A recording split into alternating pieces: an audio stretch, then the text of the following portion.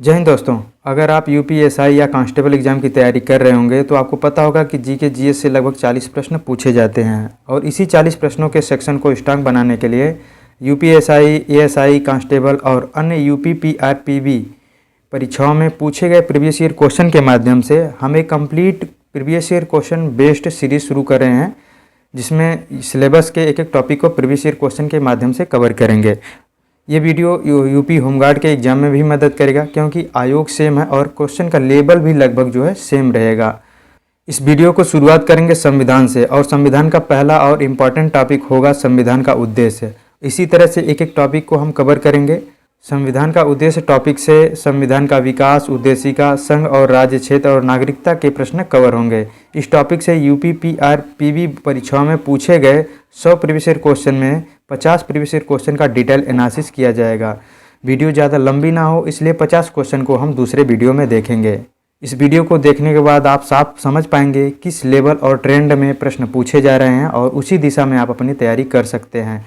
Question के माध्यम से पूरा सिलेबस कवर करेंगे, हर क्वेश्चन का क्लियर और एग्जाम ओरिएंटेड एक्सप्लेनेशन देंगे और क्वेश्चन डायरेक्ट या इनडायरेक्ट रूप से दोबारा रिपीट होने की संभावना हो सकती है एग्जाम हॉल में। तो बिना समय गंवाए हम चलिए स्टार्ट करते हैं। संविधान के उद्देश्य का पहला क्वेश्चन, निम्नलिखित में से किस अधिनियम को मॉन्टेग्यू-चेम्सफोर्ड सुधार के रूप में जाना जाता है? तो इसका राइट आंसर ए वाला हो जाएगा। भारत सरकार अधिनियम 1919 को मॉन्टेग्यू-चेम्सफोर्ड सुधार के रूप में जाना जाता है। दोस्तों, आप जानते होंगे कि 1857 की क्रांति में जो हमारे भारतीय सैनिक थे वो अंग्रेज़ों की नींव हिला के रख दिए थे, इसलिए कंपनी का जो शासन था वो सीधे ब्रिटिश सरकार के हाथों में चला गया और ब्रिटेन में एक पद सृजन किया गया, भारत का राज्य सचिव। और इस समय उस 1919 में उस पद पर मॉन्टेग्यू जो थे वो भारत के राज्य सचिव थे और चेम्सफोर्ड जो थे वो भारत के वायसराय थे। इसलिए भारत सरकार अधिनियम 1919 को मॉन्टेग्यू-चेम्सफोर्ड सुधार के रूप में जाना जाता है। तो चलिए हम इसको एक थोड़ा सा डिटेल में अच्छे से देख लेते हैं ताकि आपको अच्छे से कंसेप्ट समझ में आ जाए। तो दोस्तों, जब से जो कंपनी आई थी 1600 ईस्वी से लेकर के 1947 में भारत में कंपनी और ब्रिटिश सरकार के अधिनियम पारित किए गए थे। वो एक अधिनियम के माध्यम से भारत पे शासन करते थे। तो 1858 के पहले ईस्ट इंडिया कंपनी का शासन था और उसके बाद 1857 की क्रांति के बाद से ब्रिटिश क्राउन का शासन हो जाता है। और इसी में ईस्ट इंडिया कंपनी का जो शासन था, इसका जो कार्यकाल था लगभग 1773 से लेकर के 1858 ईस्वी तक था ईस्ट इंडिया कंपनी का शासन। और इसमें अलग अलग एक्ट पारित किए गए। 1773 का रेगुलेटिंग एक्ट, 1784 का ईस्ट इंडिया एक्ट, 1813 का चार्टर एक्ट, 1833 और 1853 का चार्टर एक्ट ये पारित किया गया। और जब 1857 की क्रांति होती है, उसके बाद शासन ब्रिटिश क्राउन के हाथ में चला जाता है। तो 1858 से लेकर के देश की स्वतंत्रता तक यानी कि 1947 तक ब्रिटिश क्राउन का शासन होता है। और इस समय अलग अलग अधिनियम पारित किए जाते हैं, जैसे 1858 का भारत शासन अधिनियम, 1861 1892 का भारत परिषद अधिनियम, 1919 का भारत शासन अधिनियम जिसे मार्ले मिंटो के नाम से भी जाना जाता है, मार्ले मिंटो सुधार के नाम से जानते हैं। और 1919 का भारत शासन अधिनियम को मॉन्टेग्यू-चेम्सफोर्ड सुधार के नाम से जाना जाता है। इसी को हमारे क्वेश्चन में पूछा गया था। और 1935 के भारत शासन अधिनियम आता है, जो कि एक बहुत ही बड़ा जो अधिनियम था। और लास्ट में 1947 में भारत स्वतंत्रता अधिनियम आता है और इसके बाद हमारा देश स्वतंत्र हो जाता है। तो इन्हीं एक्ट के माध्यम से कंपनी और ब्रिटिश जो थे वो भारत पर शासन किए थे। और कहीं ना कहीं इन्हीं अधिनियम, इन्हीं एक्ट के माध्यम से हमारे संविधान का नींव पड़ता है, हमारे राजनीतिक व्यवस्था का नींव पड़ता है। और जो ईस्ट इंडिया कंपनी थी उसके जो एक्ट को चार्टर एक्ट के नाम से जानते हैं, और जबकि ब्रिटिश क्राउन का जो शासन था उसे भारत शासन अधिनियम के नाम से जाना जाता है। तो हम अगले क्वेश्चन को देखते हैं। ये देखिए, यहाँ से कुछ क्वेश्चन आपको आगे भी मिलेंगे। ये बेस है, इसको आप अच्छे से समझ लीजिए, बैक करके भी आप इसको देख सकते हैं। आप चाहें तो इसे नोट कर लीजिए क्योंकि ये चीज़ें एक जगह नहीं मिलेंगी, ठीक है। ये आपको कंसेप्ट बनाएगा, इसी के माध्यम से हमारे संविधान का नींव पड़ता है और हमारे राजनीतिक जो व्यवस्था थी वो इसी के माध्यम से पनपी थी। हम अगले क्वेश्चन को देखते हैं। किस वर्ष में भारत सरकार अधिनियम 1935 के प्रावधानों के अनुसार भारत का संघीय न्यायालय की स्थापना किया था? तो इसका राइट आंसर हो जाएगा डी नंबर 1937 1935 का जो एक्ट था, इसमें इसी के माध्यम से 1937 में भारत का संघीय न्यायालय की स्थापना होता है कलकत्ता में, जिसमें 3 न्यायाधीश थे, जिसमें एक मुख्य न्यायाधीश और 2 अन्य न्यायाधीश थे। अगले क्वेश्चन को देखते हैं। 1909 के भारतीय परिषद अधिनियम को किस रूप में जाना जाता है? तो इसका राइट आंसर हो जाएगा डी नंबर, मार्ले मिंटो सुधार के नाम से जाना जाता है। इसको हमने ऊपर भी देखा था। उस समय जो है मार्ले जो थे वो 1909 में मार्ले जो थे भारत के राज्य सचिव थे और मिंटो जो थे वो लॉर्ड मिंटो वो भारत के वायसराय थे। इसलिए 1900 भारत शासन अधिनियम को जो है मार्ले मिंटो सुधार के नाम से जाना जाता है। और दोस्तों ये क्वेश्चन देखिए यूपीएसआई 2021 के शिफ्ट फर्स्ट में पूछा गया था। सारे क्वेश्चन किसी ना किसी एग्जाम में पूछे गए हैं, प्रीवियस ईयर क्वेश्चन है, तो हम इसके बारे में बार बार नहीं बताएंगे। आप चाहें तो देख सकते हैं, नीचे लिखा रहेगा। हम अगर बार बार बताएंगे उसमें आपका समय भी जाएगा। आप चाहें तो नीचे देख सकते हैं, हम इसके बारे में बात नहीं करेंगे। हम अगले क्वेश्चन को देखते हैं। अगला क्वेश्चन है दोस्त कि किस केस के मामले में एक समतावादी सामाजिक व्यवस्था की स्थापना को संविधान की मूल संरचना के रूप में माना गया था?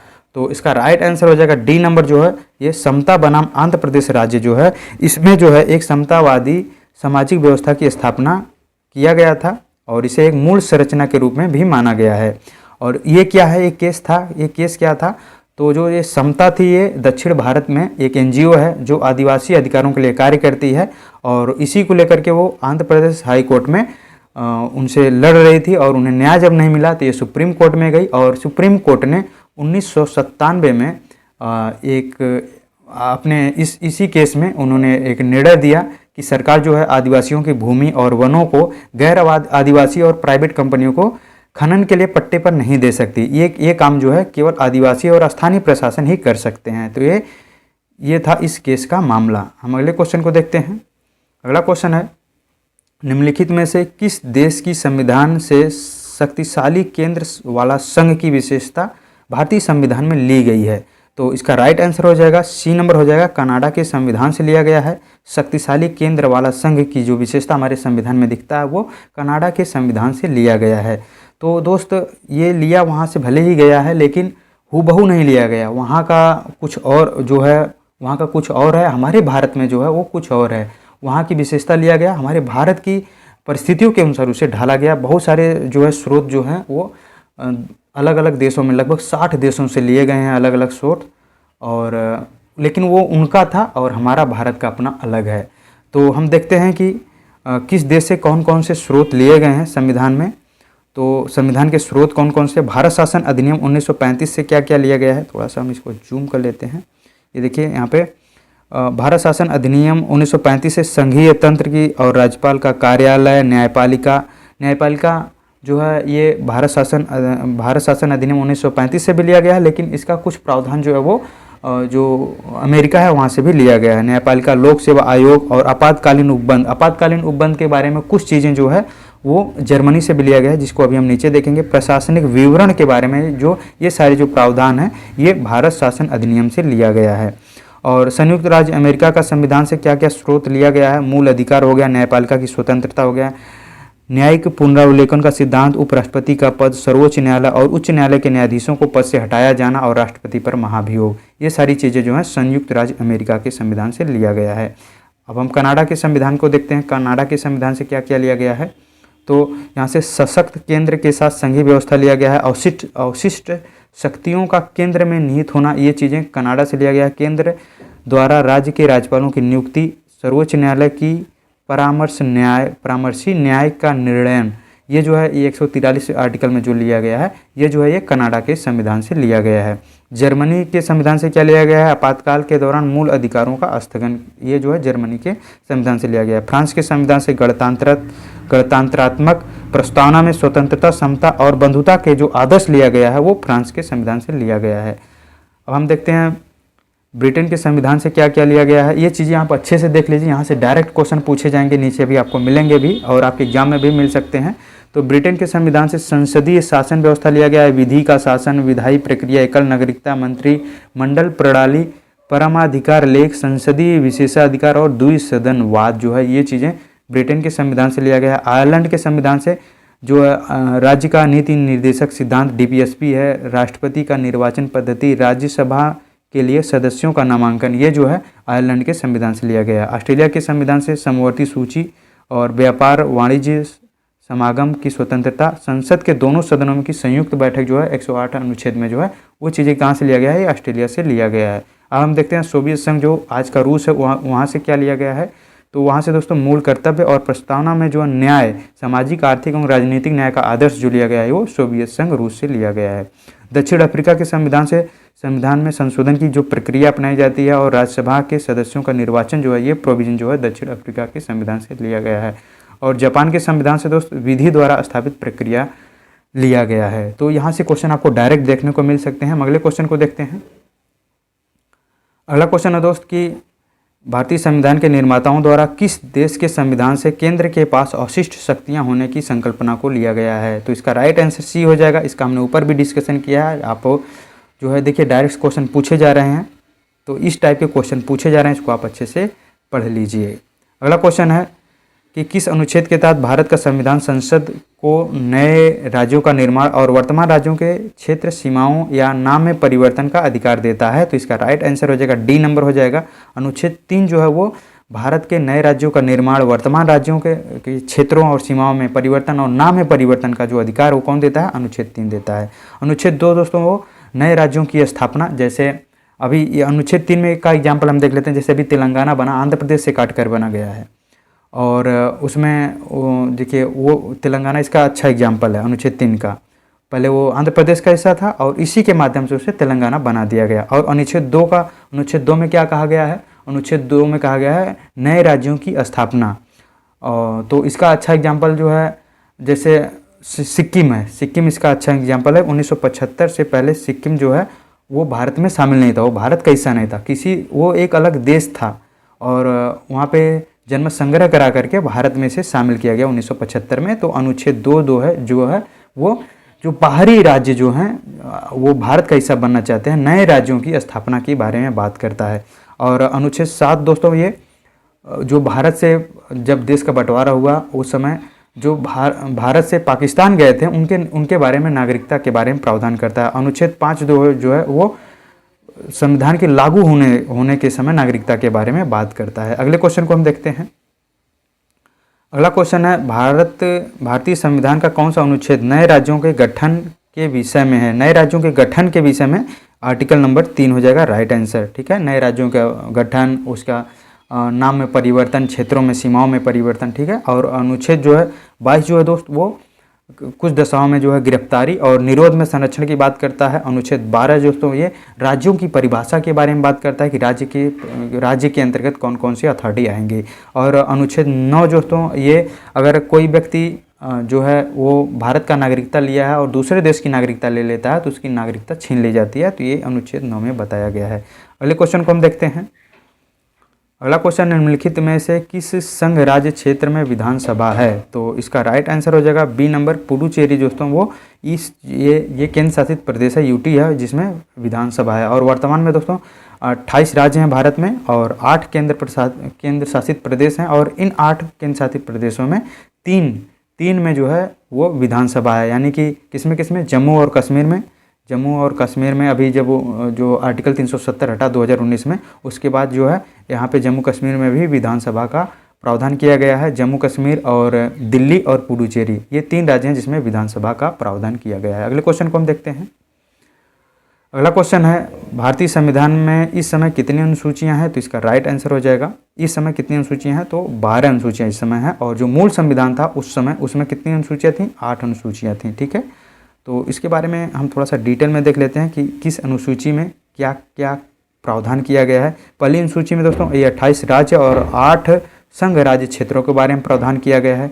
दूसरी अनुसूची में राष्ट्रपति, राज्यपाल, लोकसभा अध्यक्ष, उपाध्यक्ष, राज्यसभा के सभापति, उपसभापति, राज्य की विधानसभा अध्यक्ष और उपाध्यक्ष, विधान परिषद के सभापति और उपसभापति, उच्चतम न्यायालय और उच्च न्यायालय के न्यायाधीशों के बारे में और भारत के जो सीएजी हैं इनके बारे में, इन जो संवैधानिक पोस्ट हैं उसके बारे में बात किया गया है। ध्यान रहे इसमें प्रधानमंत्री या मंत्रिपरिषद के बारे में कोई उल्लेख नहीं किया गया है। अगला जो है तीसरी अनुसूची में क्या है, शपथ प्रतिज्ञान, कौन कौन से जो पोस्ट हैं, जो पद हैं, व्यक्ति हैं, उस पद पे बैठने वाला व्यक्ति है किस तरह से शपथ लेगा, इसके बारे में तीसरी अनुसूची में इसके बारे में बात किया गया है। और चौथी अनुसूची में राज्यसभा के स्थानों का आवंटन के बारे में बात किया गया है कि जो राज्यसभा है और उसमें अलग अलग राज्यों में कितनी सीट है। जैसे उत्तर प्रदेश में 31 सीट है तो इसका प्रावधान कहाँ पे किया गया है, ये चौथी अनुसूची में मिलेगा। पांचवी अनुसूची में अनुसूचित क्षेत्र और अनुसूचित जनजाति क्षेत्र के प्रशासन और नियंत्रण के बारे में प्रावधान किया गया है। अगले क्वेश्चन को अगला जो अनुसूची है, छठी अनुसूची है, इसमें जो है असम, मेघालय, त्रिपुरा, मिजोरम के राज्यों की जनजातीय क्षेत्रों के प्रशासन के बारे में उपबंध किया गया है। तो इसको अच्छे से कैसे समझे, यहाँ से बहुत क्वेश्चन जो है स्टूडेंट गलत करते हैं, तो इसको आप अच्छे से समझ लीजिए कैसे कैसे समझना है। ये देखिए हो गया बांग्लादेश, इधर ये इधर देखिए बांग्लादेश, जो बांग्लादेश से जो नॉर्थ ईस्ट के राज्य सटे हुए हैं उनके बारे में सिर्फ प्रावधान किया गया, ठीक है। जैसे इधर देखिए असम हो गया, ये ऊपर ये असम हो गया, इधर देखिए पश्चिम बंगाल हो जाएगा, इधर पश्चिम बंगाल, सॉरी फिर से बना देते हैं, देखिए ये जो हो गया वो बांग्लादेश हो गया, और यहाँ पे जो हमारे जो इससे सटे जो नॉर्थ ईस्ट के राज्य हैं, जैसे यहाँ पे देखिए ये हो गया ये पश्चिम बंगाल, और इधर देखिए ये मेघालय हो गया, और यहाँ पे ये असम, मेघालय, और इधर त्रिपुरा, और नीचे मिजोरम। ये जो 4 राज्य हैं, असम, मेघालय, त्रिपुरा और मिजोरम, ठीक है, ये जो 4 राज्य हैं इसके बारे में जो यहाँ पे जो इन राज्यों में जनजातीय क्षेत्र के प्रशासन के बारे में कहाँ पे बात किया गया है, छठी अनुसूची में। ध्यान रखिएगा, बहुत ही आसानी से आप समझ सकते हैं। 7वीं अनुसूची में सूचियों के बारे में बात किया गया है कि अलग अलग जो सूचियाँ हैं, अलग अलग विषय हैं जिसपे जो है केंद्र सरकार और राज्य सरकार और दोनों मिलजुल के नियम बनाते हैं, जिसे संघ सूची और राज्य सूची और समवर्ती सूची के नाम से जानते हैं। 8वीं अनुसूची में 22 भाषाओं का उल्लेख किया गया है, और 9वीं अनुसूची में कुछ अधिनियमों और विनियमों का विधिमान्यकरण के बारे में बताया गया है। 10वीं अनुसूची में दल परिवर्तन के आधार पर निर्भरता के बारे में बंद किया गया है। 11वीं अनुसूची में पंचायतों की शक्तियां, प्राधिकार और उत्तरदायित्व के बारे में बात किया गया है, और पंचायतों को 28 विषय दिए गए हैं उस पर काम करने के लिए। 12वीं अनुसूची में नगर पालिका की आदि की शक्तियों के बारे में, इसके अधिकार और उत्तरदायित्व के बारे में बताया गया है। आप हमें कमेंट में बताइएगा कि नगर पालिका में को कार्य करने के लिए कितने विषय का प्रावधान किया गया है। हम अगले क्वेश्चन को देखते हैं। ये आप अच्छे से समझ लीजिए, यहाँ से क्वेश्चन आपको देखिए अभी मिलेंगे, आगे भी मिलेंगे और आपके एग्जाम में भी मिलेंगे। और कौन सा राज्य भारतीय संविधान की 6ठी अनुसूची में उल्लिखित नहीं है। देखिए क्वेश्चन पूछ लिया, तो इसमें जो है नागालैंड इसमें शामिल नहीं है। इसमें असम, त्रिपुरा, मिजोरम, यानी कि जो ये देख सकती है, ये असम हो गया, ये मेघालय हो गया, और यहाँ पे भी असम हो जाता है। असम, मेघालय, त्रिपुरा और नीचे मिजोरम, ये इसमें शामिल है, नागालैंड इसमें शामिल नहीं है। अगले क्वेश्चन को देखते हैं। भारत के संविधान का कौन सा भाग रूस से लिए गए हैं। तो पंचवर्षीय योजना और मौलिक दायित्व जो है ये जो है रूस से लिया गया है, और इसका राइट आंसर पी और आर हो जाएगा, केवल पी और आर। क्यों जो है क्यों नहीं, क्योंकि ये यूएस से यानी कि अमेरिका के संविधान से लिया गया है। अगले क्वेश्चन को देखते हैं। भारत के संविधान के मूल दस्तावेज को किसके द्वारा हाथ से लिखा गया। तो प्रेम बिहारी नारायण रायजादा को हाथ से लिखा गया, इटालियन शैली में लिखा गया। इन्होंने पूरे संविधान को हाथ से लिखा है, और संविधान को 2 भाषाओं में, हिंदी और अंग्रेजी में लिखा गया है, और ये लिखने का काम किसने किया था, प्रेम बिहारी नारायण रायजादा ने किया था। अगले क्वेश्चन को हम देखते हैं। अगला क्वेश्चन है, भारत एक है हिंदू मुस्लिम राष्ट्र, हिंदू राष्ट्र, धर्मनिरपेक्ष राष्ट्र, इसमें से कोई नहीं। तो राइट आंसर हो जाएगा सी नंबर, धर्मनिरपेक्ष राष्ट्र है भारत, ना हिंदू मुस्लिम राष्ट्र है ना हिंदू राष्ट्र है। भारत जो है धर्मनिरपेक्ष राष्ट्र है। इसका उल्लेख कहाँ पे किया गया है, तो हमारे प्रियम्बल में कहा गया है कि भारत एक धर्मनिरपेक्ष राज्य है, और हमारा जो मौलिक अधिकार है, जो धर्म की स्वतंत्रता जो है 25 से 28 जो है आर्टिकल, इसमें इसके बारे में बताया गया है कि सभी लोगों को, भारत जो है एक धर्मनिरपेक्ष राष्ट्र है। पाकिस्तान और जो कुछ अलग कंट्री जो इस्लामिक कंट्री हैं, अरबियन कंट्री हैं, वो इस्लाम को मानते हैं, वो मुस्लिम राष्ट्र हैं। लेकिन भारत जो है, नेपाल दोस्तों, नेपाल के बारे में पता नहीं, लेकिन जो भारत है वो हिंदू राष्ट्र नहीं है, बल्कि ये धर्मनिरपेक्ष राष्ट्र है। और धर्मनिरपेक्ष का मतलब होता है कि भारत जो है, भारत यानी कि भारत देश जो है वो सभी धर्मों को समान रूप से संरक्षण देगा, उसके लिए सारे धर्म एक समान हैं। और ये चीज़ें हम सबको भी मानना चाहिए कि सभी धर्म एक समान हैं, और यही हमारे भारत की आत्मा है। ठीक है, अगले क्वेश्चन को देखते हैं। धर्मनिरपेक्षता का अर्थ है, तो इसका राइट आंसर हो जाएगा सी नंबर, राज्य सरकार द्वारा किसी धर्म को स्वीकार नहीं किया जाना। पाकिस्तान में इस्लाम धर्म को स्वीकार किया है, लेकिन भारत में जो है किसी धर्म को स्वीकार नहीं किया गया है। और यहाँ पे राज्य सरकार सभी धर्म के खिलाफ है, कोई खिलाफ नहीं है, सभी धर्म के साथ खड़ी है। राज्य सरकार द्वारा एक धर्म को स्वीकार किया गया है, किसी एक धर्म को नहीं, सभी धर्म को स्वीकार किया गया है। सबको समान जो है संरक्षण दिया जाता है, किसी धर्म को स्वीकार नहीं किया है। राज्य सरकार द्वारा किसी धर्म को स्वीकार नहीं किया गया है, किसी धर्म को स्वीकार नहीं किया है, और वो जो है सबको समान संरक्षण देती है। ठीक है, अगले क्वेश्चन को देखते हैं। अगला क्वेश्चन है, भारत एक गणतंत्र है, इसका अर्थ है, तो इसका अर्थ क्या हो जाएगा? सभी मामलों में अंतिम अधिकार जनता के पास है। तो यही ऑप्शन जो है सही हो जाएगा। अगले ऑप्शन को देख लेते हैं। भारत में संसदीय शासन व्यवस्था, ये गणतंत्र के बारे में नहीं बताता। भारत में वंशानुगत शासन व्यवस्था, शासन नहीं है। भारत राज्यों का संघ है। मतलब इसका जो राइट आंसर हो जाएगा, सभी मामलों में अंतिम अधिकार जनता के पास है। ये संप्रभुता के बारे में हो जाएगा और ये भी ऑप्शन नहीं होगा। और भारत में संसदीय व्यवस्था है, ये संसदीय स्वरूप के बारे में बताता है। भारत में वंशानुगत शासन नहीं है, ये वाला ऑप्शन सही हो जाएगा। भारत में कोई वंशानुगत शासन नहीं है। जो है गणतंत्र मतलब होता है कि जो भारत का संवैधानिक प्रमुख है वो जो है जनता के बीच से चुना जाता है। तो जो संवैधानिक प्रमुख कौन है? प्रधानमंत्री नहीं है, राष्ट्रपति को जो है वो हमारे देश के संवैधानिक प्रमुख हैं और उन्हें निर्वाचित किया जाता है जनता के बीच से। अब इंग्लैंड में देख लीजिए, वो गणतांत्रिक नहीं है क्योंकि वहाँ पे जो है राजा या रानी वंश के अनुसार उस पद को ग्रहण करते हैं। लेकिन भारत में कोई वंशानुगत शासन नहीं है, इसलिए भारत गणतंत्र देश है। अगले क्वेश्चन को देखते हैं। अगला क्वेश्चन है, मूल हस्तलिखित भारतीय संविधान के प्रत्येक पृष्ठ को किस कलाकारों द्वारा निखारा और सजाया गया था? तो शांति निकेतन के कलाकारों द्वारा इसे सजाया गया था। अगले क्वेश्चन को हम देखते हैं। अगला क्वेश्चन है, संविधान की निम्नलिखित अनुसूचियों में किसका सही मेल नहीं है? देखिए बहुत बड़ा सा लग रहा है लेकिन ये इजी है, बस घुमाया गया है, लेकिन अच्छे से हम इसको समझेंगे तो आप क्वेश्चन को बस पढ़ेंगे ना तो आपको अच्छे से समझिए। क्वेश्चन को एक बार अच्छे से समझ गए तो उसका उत्तर आप बहुत ही आसानी से देंगे। ऐसे बड़े बड़े जो है प्रश्न को देखने के बाद भड़कना नहीं है, बस थोड़ा सा तार्किक तरीके से उसको समझना है। और देखिए आप अच्छे से समझ जाएंगे तो आप उत्तर सही देंगे। तो यहाँ पे क्या बोला गया है कि निम्नलिखित अनुसूची में से किसका सही मेल नहीं है? तो 8वीं अनुसूची में मान्यता प्राप्त भाषाओं की सूची निहित है। 8वीं अनुसूची में भाषाओं को 22 भाषाओं का उल्लेख किया गया है। 9वीं अनुसूची में कुछ अधिनियमों और विनियमों का सत्यापन किया गया, ये भी सही है। और 12वीं अनुसूची में नगर पालिका की शक्तियाँ, अधिकार और जिम्मेदारियां दी गई है, ये भी सही है। और 11वीं अनुसूची में अनुसूचित क्षेत्रों और अनुसूचित जनजाति के प्रशासन और नियंत्रण के बारे में प्रावधान किया गया, ये ऑप्शन जो है गलत है। इसमें जो है पंचायती राज की शक्तियों, अधिकारों और जिम्मेदारियों के बारे में बात किया गया है। और ये जो है अनुसूचित क्षेत्र और अनुसूचित जनजाति क्षेत्र का प्रशासन और नियंत्रण जो है, ये जो है अनुसूची 5 में है। ठीक है, अनुसूची 5 में है। ठीक है, हम अगले क्वेश्चन को देखते हैं। देखिए क्वेश्चन कितना इजी क्वेश्चन था। ठीक है, यूपीएससी में पूछा गया था 2017 में।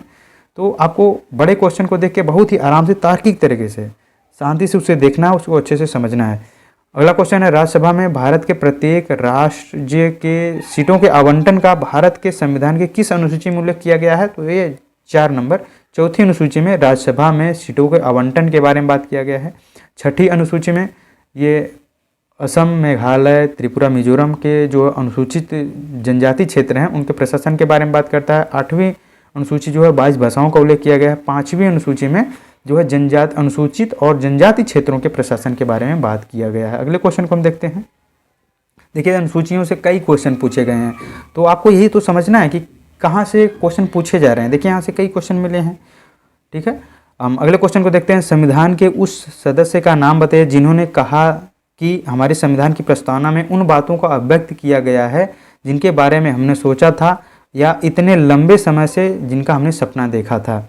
तो संविधान के प्रस्तावना में जो जिन बातों को लिखा गया है उसको उन्होंने बहुत ही लंबे समय से जिसका सपना देखा था, उसी चीज़ को उन्होंने प्रस्तावना में लिखा था। एक कौन कहा है? तो इसका राइट आंसर हो जाएगा D number, sir Alladi Krishnaswamy Iyer ने कहा था, जो ये प्रारूप समिति के भी सदस्य थे और संविधान सभा के ये सदस्य थे। अगले क्वेश्चन को हम देखते हैं। अगला क्वेश्चन है दोस्त कि नई दिल्ली में पहली बार संविधान सभा की बैठक कब हुई थी? तो 9 दिसंबर 1946 को संविधान सभा की पहली बैठक होती है और 26 जनवरी 1949 को संविधान को लागू किया जाता है। अगले क्वेश्चन को हम देखते हैं। अगला क्वेश्चन है, भारत में अध्यक्ष, स्पीकर और उपाध्यक्ष, डिप्टी स्पीकर के पद किस प्रावधान के तहत सृजित किए गए हैं? तो इसका जो राइट आंसर हो जाएगा वो भारत शासन अधिनियम, भारत सरकार अधिनियम 1919 के तहत ये प्राविजन किया गया है। भारत में जो अध्यक्ष, स्पीकर हैं और उपाध्यक्ष के बारे में इनके जो पद हैं वो कहाँ पे उल्लेख किया गया है? भारत सरकार अधिनियम 1919 में। और वर्तमान में जो है आर्टिकल 93 जो है उसमें जो है अध्यक्ष स्पीकर और उपाध्यक्ष डिप्टी स्पीकर के पद का प्रावधान किया गया है। अगले क्वेश्चन को हम देखते हैं। अगला क्वेश्चन है, संविधान सभा के किस देशी रियासत के प्रतिनिधि ने संविधान सभा में भाग नहीं लिया था? तो इसका राइट आंसर हो जाएगा बी नंबर, हैदराबाद। दोस्तों ये ऐसा देशी रियासत था जिसने संविधान सभा में ये ऐसी देशी रियासत थी जिसने संविधान सभा में कोई प्रतिनिधि नहीं भाग लिया था इसका। और भारत में 562 रियासतें हैं। हमारे देश के एकता के नायक सरदार वल्लभ भाई पटेल जिन्होंने बहुत ही मेहनत करके पूरे जो रियासतों को एक किया था, और उसमें जो हैदराबाद दोस्तों ये अलग देश बनना चाहता था, जो अलग होना चाहता था भारत से, और इस पे ऑपरेशन पोलो की कार्रवाई के माध्यम से इसको भारत में शामिल कर लिया गया बाद में। हम अगले क्वेश्चन को देखते हैं। अगला क्वेश्चन है, संविधान के किस अनुच्छेद में अनुसूचित जाति और जनजाति हेतु राष्ट्रीय आयोग का प्रावधान किया गया है? तो इसका राइट आंसर हो जाएगा सी नंबर, अनुच्छेद 38 में दोस्तों ये अनुसूचित जाति और जनजाति हेतु राष्ट्रीय आयोग के बारे में कहा गया है। और 338A में दोस्तों अनुसूचित 338 जो है उसमें कहा गया है अनुसूचित जाति आयोग के बारे में प्रावधान किया गया है, और 338A जो है उसमें जनजाति हेतु जो है राष्ट्रीय जनजाति आयोग के बारे में बात किया गया है, और 338B जो है दोस्तों उसमें पिछड़े वर्ग के लिए राष्ट्रीय आयोग का प्रावधान किया गया है। अगले क्वेश्चन को हम देखते हैं। अगला क्वेश्चन, निम्नलिखित में से किस क्षेत्र में 1813 के चार्टर एक्ट में भारत में अंग्रेजी नीति में मौलिक परिवर्तन आया? तो इसका राइट आंसर हो जाएगा बी नंबर हो जाएगा। शिक्षा के क्षेत्र में भारतीय संविधान जो 1813 का चार्टर एक्ट था, इसमें शिक्षा के क्षेत्र में मौलिक परिवर्तन आया था। इसमें कहा गया था भारतीयों की शिक्षा के लिए 1 लाख रुपए खर्च किया जाएगा, 1 लाख रुपए खर्च किया जाएगा, इसमें यह प्रोविजन किया गया था। और ये जो है मौलिक परिवर्तन किस में आया था? ये शिक्षा में आया था। अगले क्वेश्चन को हम देखते हैं। भारतीय संविधान को कब अपनाया गया था? तो इसका राइट आंसर हो जाएगा 26 नवंबर 1949 को अपनाया गया था। और कब लागू हुआ था? 26 जनवरी 1950 को पूरे देश में लागू हुआ था। 26 नवंबर 1949 को संविधान सभा में इसे अपनाया गया था, ठीक है। और पूरे देश में कब लागू हुआ था? 26 जनवरी 1950 को। अगले क्वेश्चन को हम देखते हैं। अगला क्वेश्चन है, जनवरी 1950 में संविधान सभा के 284 सदस्यों ने हस्तलिखित संविधान पर हस्ताक्षर किए, जिसमें महिलाएं कितनी शामिल थीं? तो 15 महिलाएं इसमें शामिल थीं। सरोजिनी नायडू, राजकुमारी कौर जैसी 15 महिलाएं शामिल थीं। अगर आप लूसेंट अच्छे से पढ़ लेंगे ना तो वहाँ पे सारी चीज़ें दिया गया है, बहुत सारी चीज़ें वहाँ से कवर हो जाएंगी, ठीक है। बहुत ही अच्छी बुक है, ठीक है। और आप पढ़ सकते हैं तो एनसीईआरटी पढ़ लीजिए, नहीं पढ़ सकते हैं तो लूसेंट पर्याप्त है। और प्रीवियस ईयर क्वेश्चन तो हम करवा ही रहे हैं, आप प्रीवियस ईयर क्वेश्चन और लूसेंट पढ़ लेंगे तो बहुत ही आराम से हो जाएगा, ठीक है ना। ये सारी चीज़ें आपको लूसेंट में मिल जाएंगी। अगला क्वेश्चन है, भारत के मूल रूप संविधान किसके द्वारा हाथ से लिखा गया? तो प्रेम बिहारी नारायण राजदा द्वारा। ये क्वेश्चन रिपीटेड है, ऊपर वाला क्वेश्चन है, देखिए दूसरे किसी एग्जाम में पूछा गया था। अगला क्वेश्चन देखते हैं। अगला क्वेश्चन है, भारत के संविधान को 1946 के कैबिनेट मिशन योजना के तहत गठित एक संविधान सभा द्वारा तैयार किया गया था। इस संविधान सभा में संविधान तैयार करने के लिए कितनी समितियां थीं? तो इसमें जो है दोस्त राइट जो है ऑप्शन नहीं दिया गया है। तो इसमें हम बता दें कि संविधान जो है कैबिनेट मिशन की जो योजना थी जो 1946 में आई थी, उसी के माध्यम से संविधान सभा का गठन किया गया था। और संविधान बहुत बड़ा था, उसके कार्यों को आसान बनाने के लिए जो 23 समितियों का गठन किया गया था। कुल 23 समितियों का गठन किया गया था, जिसमें से 8 जो हैं बड़ी समितियां थीं और 15 जो हैं छोटी समितियां थीं। इसमें से कोई ऑप्शन इसमें देखिए मैच नहीं कर रहा, क्या आप लगा सकते हैं, ठीक है। तो ये आप जानते रहिए, अगर ये क्वेश्चन एक आध क्वेश्चन इस तरह से मिल सकते हैं, हो सकता है क्वेश्चन गलत हो, ठीक है। अगले क्वेश्चन को हम देखते हैं। अगला क्वेश्चन है, किसने गवर्नर जनरल और प्रदेशों के गवर्नरों को संवैधानिक प्रमुख का दर्जा दिया? तो इसका राइट आंसर हो जाएगा ए नंबर, भारतीय स्वतंत्रता अधिनियम जो है ये जो है गवर्नर जनरल और प्रदेशों के गवर्नरों को संवैधानिक प्रमुख का दर्जा दिया। जैसे आज हमारे राष्ट्रपति और राज्यपाल जो हैं वो संवैधानिक प्रमुख हैं, अपने अपने क्षेत्रों के संवैधानिक प्रमुख हैं। और ये जो प्रोविज़न कहाँ पे किया गया था? ये भारत स्वतंत्रता अधिनियम 1947 में किया गया था। जब हमारा देश आज़ाद हुआ तो पाकिस्तान और भारत बना, उसके बाद वायसराय का पद खत्म करके गवर्नर जनरल का पद बनाया गया और राज्यों के लिए जो है वो गवर्नर, डिप्टी गवर्नर का पद सृजन किया गया और उन्हें जो है संवैधानिक प्रमुख का दर्जा दिया गया। हम अगले क्वेश्चन को देखते हैं। अगला क्वेश्चन है, संविधान सभा का अंतिम सत्र कब आयोजित किया गया था? तो इसका राइट आंसर हो जाएगा 24 जनवरी 1950 को जो है संविधान सभा का अंतिम सत्र आयोजित किया गया था। 9 दिसंबर को पहला जो है 9 दिसंबर 1946 को पहला सत्र आयोजित किया गया था। अंतिम सत्र तो वो 24 जनवरी 1950, यानी कि जब हमारा देश गणतंत्र बनता है 26 जनवरी को, उसके 2 दिन पहले इसका अंतिम सत्र आयोजित किया गया था। अगले क्वेश्चन को हम देखते हैं। अगला क्वेश्चन है कि भारत के लिए एक संविधान सभा का विचार पहली बार किसके द्वारा पेश किया गया था? तो इसका राइट आंसर हो जाएगा D.M.N. रॉय के द्वारा किया गया था 1934 में। और ये M.N. रॉय जो थे वो कम्युनिस्ट पार्टी जो थी उसके एक बहुत ही कम्युनिस्ट लीडर थे, बहुत बड़े लीडर थे। और ऐसा नहीं कि ये पहली बार मांगे थे, इससे पहले जो है सरदार वो जो तिलक जी थे और मोतीलाल नेहरू जी थे, उन्होंने भी इसका मांग किया था।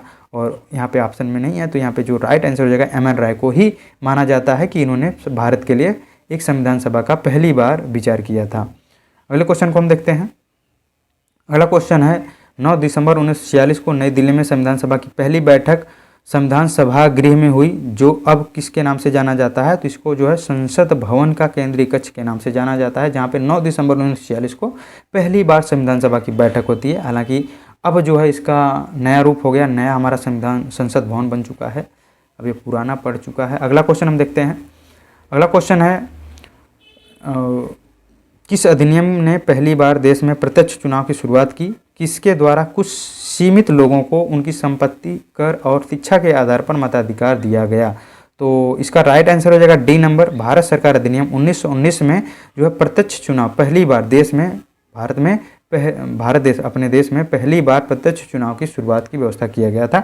लेकिन उसमें संपत्ति कर और शिक्षा का भी शर्तें जोड़ी गई थी, और इसमें ये महिलाओं को भी शामिल किया गया था, महिलाओं को भी बराबर का अधिकार दिया गया था इसमें। तो अगर पूछ ले महिलाओं को कब प्रत्यक्ष चुनाव में शामिल किया गया, तो ये यही एक्ट है, और इसी एक्ट में प्रत्यक्ष चुनाव को पुरुषों और महिलाओं को दोनों को शामिल किया गया था। और ये 1919 का जो एक्ट है, इसमें केंद्र में द्विसदनीय व्यवस्था, जैसे उच्च सदन जैसे है ना आज उच्च सदन निम्न सदन, वो पहली बार इसमें व्यवस्था किया गया था। और प्रांतों में 2 सदन लागू किया गया और सांप्रदायिक निर्वाचन प्रणाली का विस्तार किया गया था।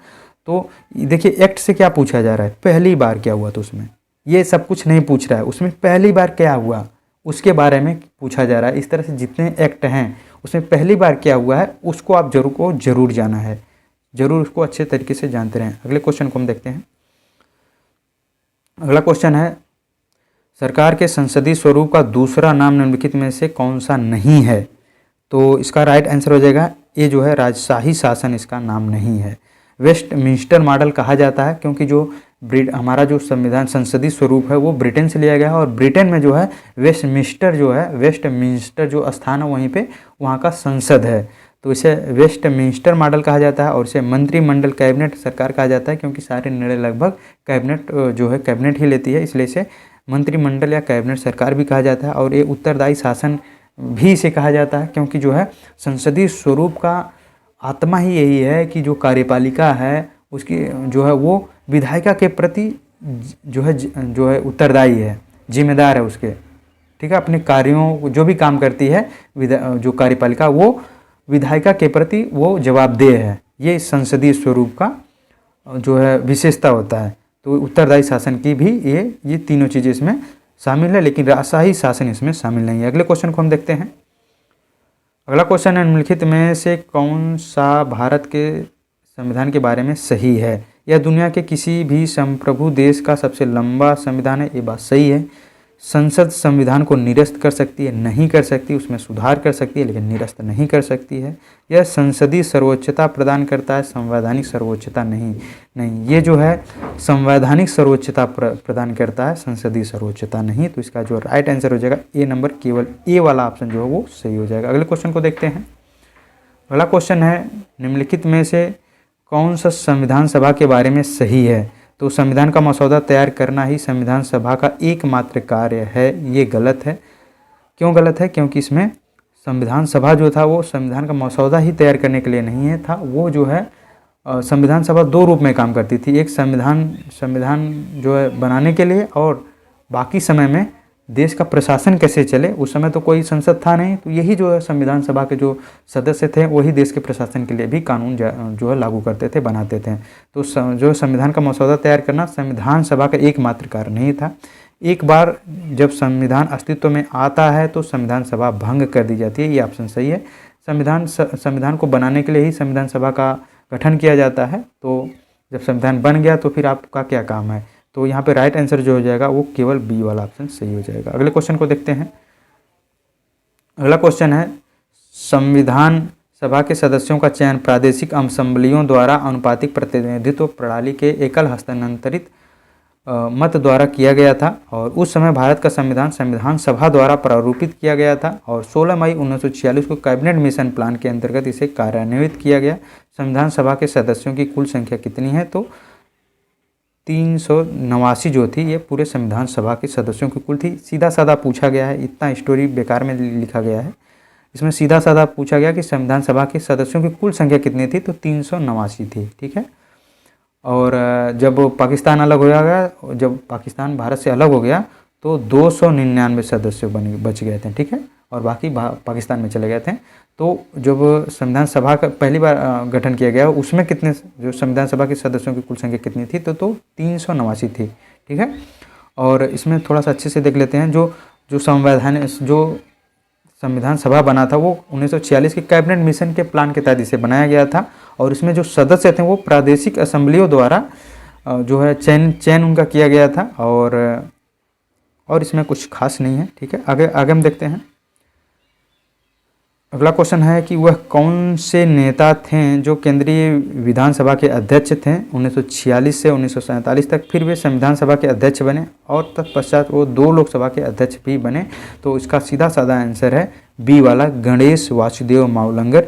जीवी मावलंकर जो थे वो केंद्रीय सभा के अध्यक्ष थे और उन्हें बाद में संविधान सभा के अध्यक्ष थे और उसके बाद जो है लोकसभा के 2 बार अध्यक्ष भी बने थे। ये क्वेश्चन आज हमने अपने पोल क्वेश्चन में डाला हुआ है। ठीक है, कि संविधान सभा के पहले जो स्पीकर कौन थे। तो आप हमारे पोल क्वेश्चन से भी जुड़ सकते हैं। हम रोज़ डेली एक क्वेश्चन डालते हैं। ये क्वेश्चन देखिए हम वहाँ डाले थे, रोज़ एक इसी लेवल का हम क्वेश्चन डालते हैं। आप चाहे तो वहाँ पे जुड़ सकते हैं और बहुत सारे स्टूडेंट हैं जो जुड़े हुए हैं, बहुत बहुत धन्यवाद उनका कि वो जो है रोज़ इन क्वेश्चन को सही भी करते हैं और उनसे सीखते भी हैं। आप भी जुड़ सकते हैं। हम अगले क्वेश्चन को देखते हैं। अगला क्वेश्चन है, संविधान सभा से जुड़ी निम्नलिखित घटनाओं में से उनके कालक्रम के अनुसार लिखें। सबसे पहली घटना से शुरू करके सबसे अंत की घटना तक के बारे में लिखना है। उनका क्रोनोलॉजी क्रम के अनुसार उन्हें लिखना है। तो उद्देश्य संकल्प सर्वसम्मति से अंगीकृत हुआ। ये क्वेश्चन थोड़ा सा कठिन है, अच्छा सा क्वेश्चन है। ठीक है। तो उद्देश्य संकल्प सर्वसम्मति से अंगीकृत हुआ, कब हुआ था ये? 22 जनवरी 1947 को होता है। 1947 को 22 जनवरी 1947 को राष्ट्रध्वज अंगीकृत हुआ। ये जो है 22 जुलाई 1947 को होता है। ठीक है। और संविधान सभा द्वारा पारित और स्वीकृत कब किया गया?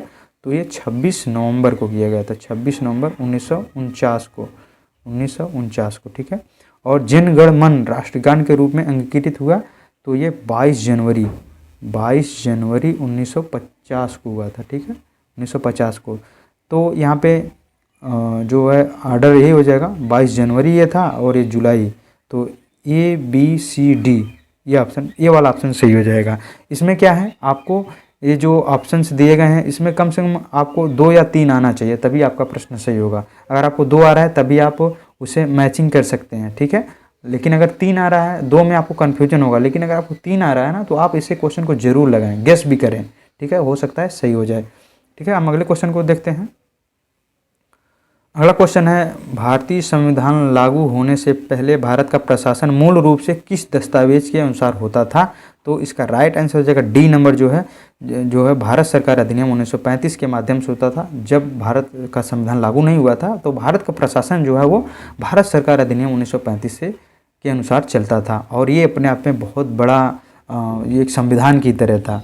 और इसमें जो है जो भारत सरकार अधिनियम 1935 है, इसमें 321 धाराएँ थीं और 10 अनुसूचियाँ थीं। और हमारे वर्तमान संविधान में 395 अनुच्छेद हैं और 10 अनुसूचियाँ हैं, लगभग उसी के बराबर क्या था।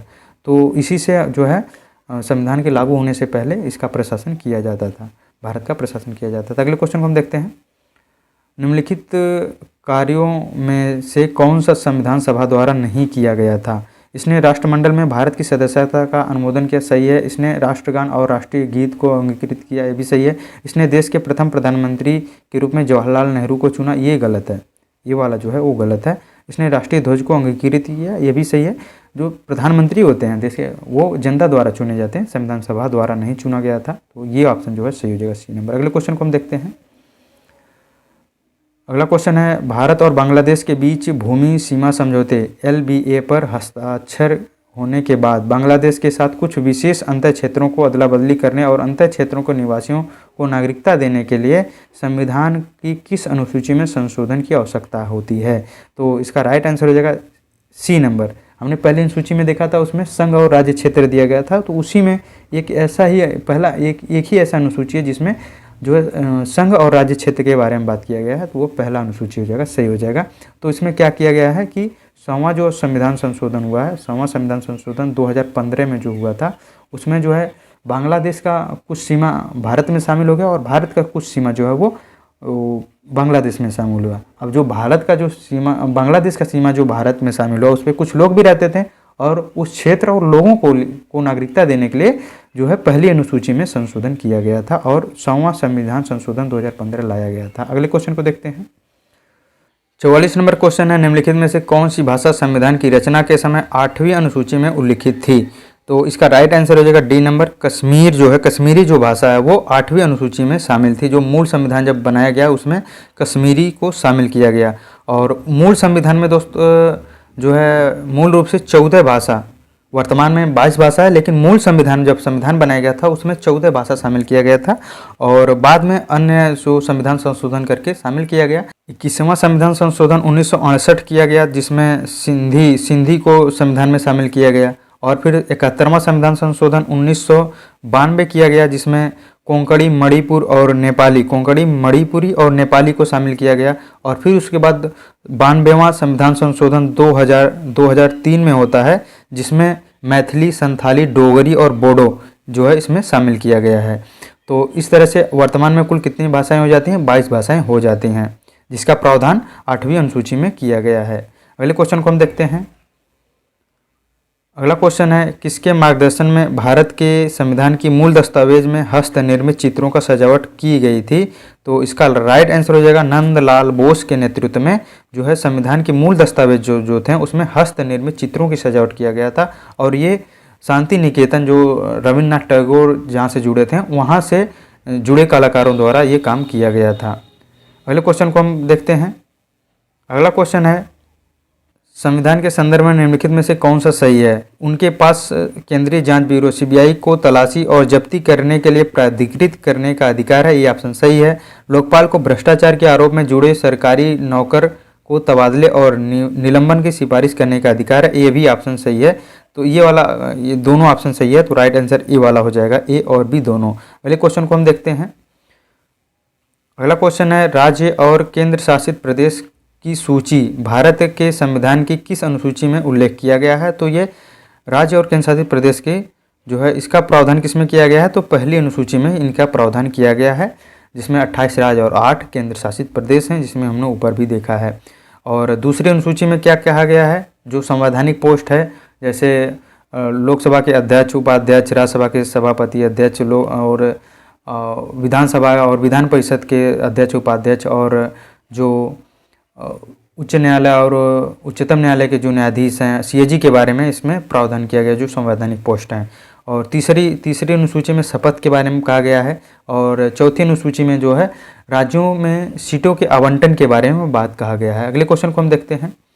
अगला क्वेश्चन है, शपथ और अभिपुष्टि के रूपों का भारत के संविधान की अनुसूची में उल्लेख है। तो तीसरी अनुसूची में शपथ के बारे में बताया गया, उसका क्या रूप होना चाहिए, अलग अलग जो संवैधानिक पोस्ट पर बैठने वाले लोग किस तरह से जो है शपथ लेंगे उसके बारे में बताया गया है, तीसरी अनुसूची में बताया गया है। चौथी में राज्यसभा के सीटों का आवंटन, दूसरी में जो है इनका हमने ऊपर भी उल्लेख किया है। अगले क्वेश्चन को हम देखते हैं। अगला क्वेश्चन है कि यूनाइटेड किंगडम की संसद के कौन से अधिनियम के बारे में कहा जाता है कि वो भारत में उदार तानाशाही और जिम्मेदार सरकार की उत्पत्ति का अंत को दर्शाता है। तो इसका राइट आंसर हो जाएगा सी नंबर हो जाएगा। भारत सरकार अधिनियम 1919 जो है, ये जो है इस अधिनियम के बारे में कहा जाता है कि भारत में उदार तानाशाही और जिम्मेदार सरकार की उत्पत्ति का इसको अंत करता है। क्यों कहा गया है कि इसमें उत्तरदायी शासन का विस्तार का प्रावधान किया गया है, प्रत्यक्ष चुनाव के बारे में प्रावधान किया गया है, द्विसदनीय व्यवस्था और प्रांतों में द्वैध शासन जैसी चीज़ों का बारे में बात किया गया है। तो अगले क्वेश्चन को हम देखते हैं। अगला क्वेश्चन है, संविधान के अनुसार इनमें से कौन सी भारत की राष्ट्रीय भाषा है? तो भारत की राष्ट्रीय भाषा, इसमें से भारत का कोई राष्ट्रीय भाषा नहीं है, यही ऑप्शन सही हो जाएगा। भारत का कोई राष्ट्रीय भाषा नहीं है। हिंदी अंग्रेजी इसमें से कोई नहीं। भारत का कोई राष्ट्रीय भाषा नहीं है। और राष्ट्रीय राजभाषा हिंदी जो है, हिंदी को राजभाषा के रूप में जो है प्रावधान किया गया है। भाग जो 17वां जो भाग है, उसमें आर्टिकल नंबर 343 में स्पष्ट शब्दों में कहा गया है कि भारत की राजभाषा हिंदी देवनागरी लिपि में होगी। इसका प्रावधान किसमें किया गया है? भाग 17 के 343 में किया गया है। और 14 सितंबर 1949 को हिंदी को संवैधानिक राजभाषा घोषित किया गया था, इसीलिए 14 सितंबर को हिंदी दिवस के रूप में मनाते हैं। इस तरह से दोस्त हमने संविधान के विकास पर 50 प्रीवियस ईयर क्वेश्चन को देखा, एक एक क्वेश्चन को अच्छे से देखा, उसका एक्सप्लेनेशन भी देखा। तो वीडियो कैसा लगा उसके बारे में अपनी राय ज़रूर दीजिएगा। मिलते हैं अगले वीडियो में। Thank you. जय हिंद।